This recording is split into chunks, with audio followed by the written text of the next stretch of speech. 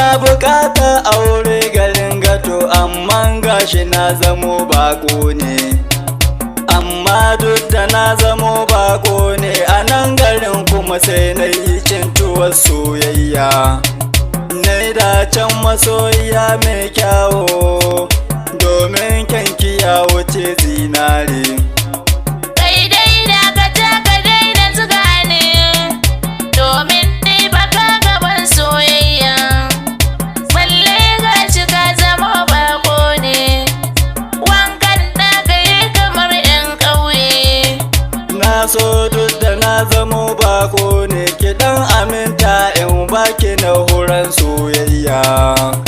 Inda kin aminta zan aure ki, to kwana 5 ne sai maki mota, sannan za ni kera sabon gini. Mota? Kwarai kwarai. Kamin in aminta zan aure ka, ka san kuma za abin tsoro ne. Lallai yaudarar ku ne nika dubi. A'a babu ni a wannan layin. Kamin in karbi sabuwar soyayya, kai ne ka faɗa da kai bako ne. Tabbas ni a nan garin bako ne. To aiko ni a nan garin bako ce, sai dai na zo na gaida abin umma. Amma sati guda da kai in koma, sannan nisan garinmu ya wuce Legas. Inda kin aminta zan aure ki, ni na sha aradu zan aure ki, ko da nisan garinku ya wuce London. Lalle tun da ni ji hankaran tsaye, to na tabbata akwai soyayya. Dama na gwada ka dai in gane, in ga inda gaske za ka yi auren. Lallai na aminta zan aure ka. Alhamdu godiya gun Allah, ya ban masoyiya mai kyawu.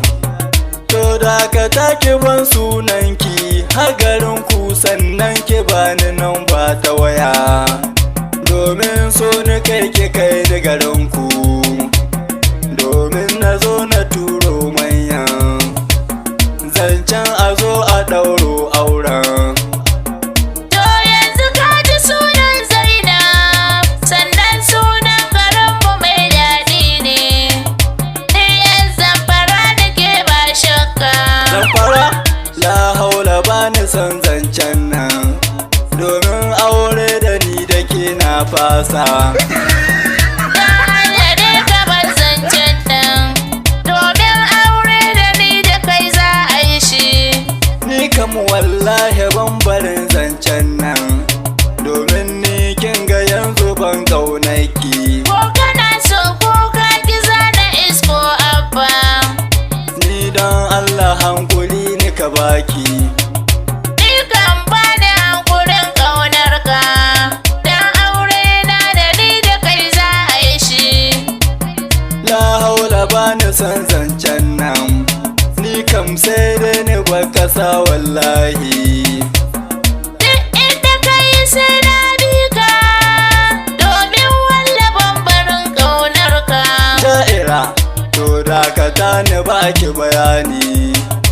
In kin dube ni ne kamar dan daudu, ki kalli kaya na ma a tamface na sanya, ki duba kaina kuma ya kama da kan yarinya.